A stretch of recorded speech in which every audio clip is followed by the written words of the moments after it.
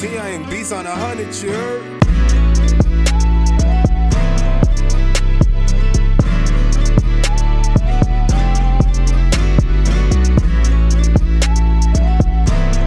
You are tuning in to T Consciousness. Please like, comment, and subscribe and hit the notification bell.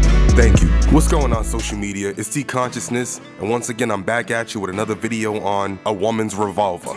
And what is a woman's revolver? It's a roster of men that have interest in dating her or sleeping with her, and she uses them to her advantage to get certain resources out of. Women nowadays have a minimum to 3 to 6 men or 7 men they're dealing with. You're not the only one. You are one of few or many that she's dealing with, because women are the hunted, and they can get men quicker than a man can get women. Women make the decision on breeding and when sex gonna go down. That's what this whole idea of women are the prize comes from, because of sexual pedestalization of women and gender capitalism that rank a man lower than woman that I talked about in my other video. Bro, if you approach to get her number and she gave you social media as a point of contact to her, it explains she don't have personal interest in you like that. That's why she don't want you to have personal contact to her. She don't see you as her man. She sees you good enough to be a fan, to follow her on social media where there's hundreds of more men giving her validation and attention she would never give the time of the day. Attraction is an instant instinct that a woman and a man can decipher that whom they find attractive is desirable for sex. There's nothing to figure out or ponder on here if they're desirable to have sex with or not. Women can easily define who a man is by his approach and his image and his energy. It defines his archetype. It's an essence that comes with it that distinctively defines who you are and where your date market value lies to their standards without discrimination. Sometimes these women will give you a number that's really a text now number that she can log in and out of the account of. This means she has a significant other in her life that she spends quality time around, and when she's not around him, she's out weighing her options. All women keep a revolver in their pocket, which is a pistol of male resource that holds her primary options. Her first bullet will be the boyfriend / husband, significant other. The second bullet will be the guy she can call on for money. The third bullet will be the guy she can get things done for free or for a low price. The fourth bullet will be the guy she can call on to do handiwork. The fifth bullet will be the guy she can call on to get advice from and vent to. And the sixth bullet will be the guy she can be besties with, travel on trips and shop and go to parties with, and pillow talk on the phone all night and talk about her personal life business. The extra bullet in the chamber is the guy she can call on for some good sex when her primary man doesn't give her the satisfaction she needs in that area. Every woman is a universal portal to you as well as other men. You're never the only man. Every woman is a universal portal to you as well as other men. You're never the only man in a woman's life. Whatever resource you bring a woman's life, you have to get sexual reciprocation for, because in the process in itself on a woman's end, it's illegal to the primary relationship they're always in that they may lie about. If you think you're the only man your woman needs and only has, you're wrong, because think of it as God. God called many. Why you think many have a relationship with him? Everybody's turning to this deity to get something out of it. And this deity that's the go-to for everybody when they want something is parallel to your woman being the go-to by many men when they want sex from her. Bro, don't accept nothing from a woman that's lower than your expectation, that's lower than your standards, because you put yourself in a position to be controlled. You put yourself in the passenger seat of the situation as she's in the driver's seat. Things are going to be done on her terms and conditions, on her availability, her schedule, her expectations.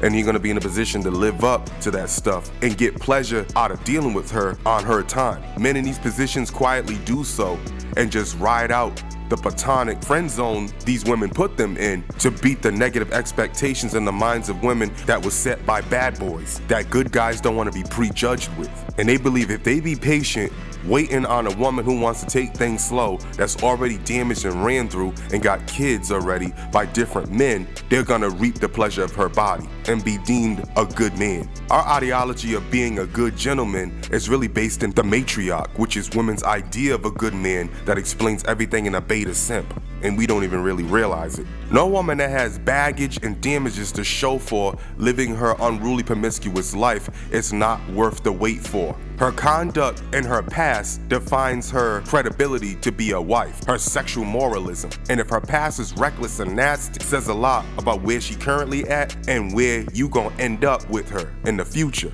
Women who live the most X-rated sex lives have the most to say, like, oh, I've been celibate, I ain't slept around in so long, oh, I'm saving my body for marriage. I don't hang with many different women. I don't like to party. I don't like to do this and that. Everything in the context of what a 304 would want to do is to exempt themselves from the nature of a 304, to redeem purity with themselves and create themselves as a pure vessel for you to consider marriage a long-term relationship with and breeding with and treating like a queen, honorable to be a wife. That's nothing but game. That's propaganda to guilt that you into believing. That negates their true nasty sexual nature, that they'll keep a secret from you but be a freak for the street behind your back.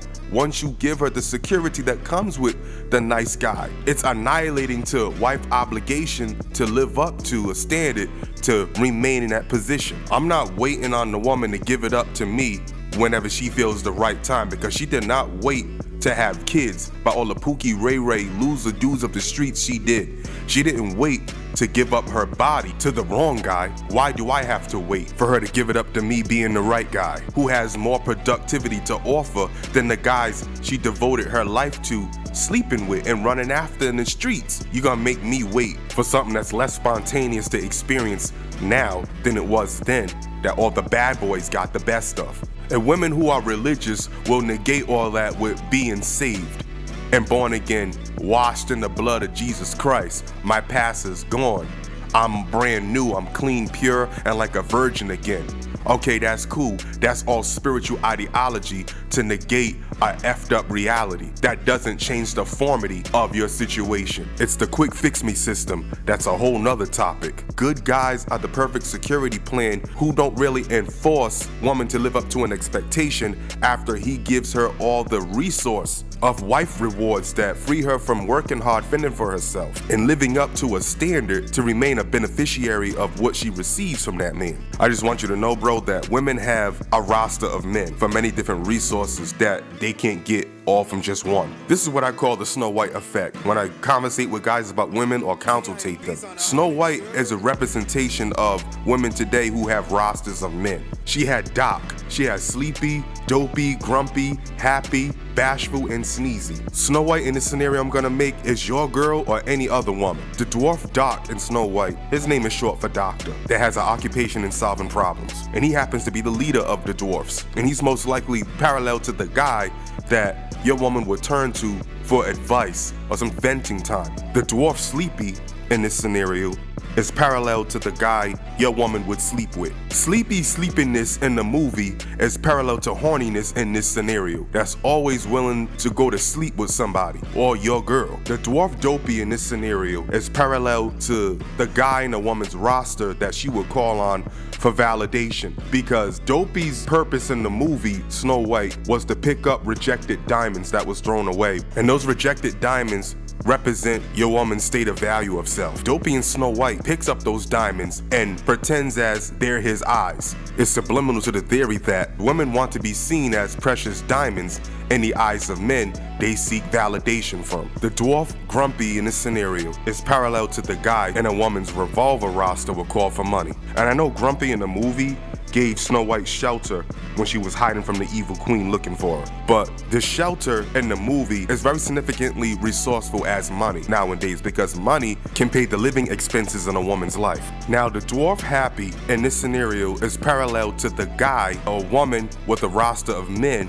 who has a man in that group that they can party with, they can travel and go have fun, go out to eat and shop with. That's who Happy is. That's who the dwarf Happy is in the movie. He likes to dance, he likes to have food, likes to have fun. He's the life of the party. He's just jolly and outgoing and adventurous. The dwarf Bashful is parallel to the guy in a woman's roster that will be her straggler, that she'll just call on for connections and just benefits, get things for free or for the low? Because Bashful's job in the movie was to pick up the diamonds that Dopey was dropping and bringing them to Doc for validation, which is the representation of the guy a woman would turn to about her problems and her roster. Now, the dwarf Sneezy is the archetype of guy women love to go for and be around and see about, because Sneezy is unpredictable when it comes to his sneezing, and the sneezing represents the instincts or lifestyle of a man that's a mystery, that has hypergamous value, who may deal with a lot of women and have an occupation in the streets or an occupation in business or corporate, who seems to not be fazed or bothered by anything that's outside of their purpose of what they do, that drives their lifestyle and makes their money. This is why I tell men to be careful with their heart. This is why I never love. And I don't promote it. I don't promote guys to fall in love. Only fools fall in love.